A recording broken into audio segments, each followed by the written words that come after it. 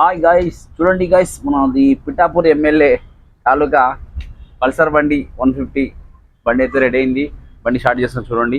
Engine అనుకుంటే engine చేసినాము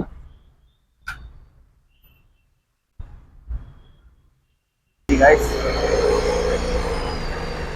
ఇంకా వర్క్ ఉంది గైస్. కాకపోతే ఇప్పుడు ప్రజెంట్ అయితే మనం బండి స్టార్ట్ చేసినాం చూడండి. ఆయిల్ ఎట్లా సర్కిల్ చెక్ చేసుకోవాలి కదా. ఇంజన్లో ఆయిల్ వస్తుంది చూస్తున్నాం. ఇంజన్ చూడండి ఎట్లా వస్తుంది. ఏ బండికైనా వస్తుంది, ఆయిల్ సర్క్యులేషన్ వస్తుంది.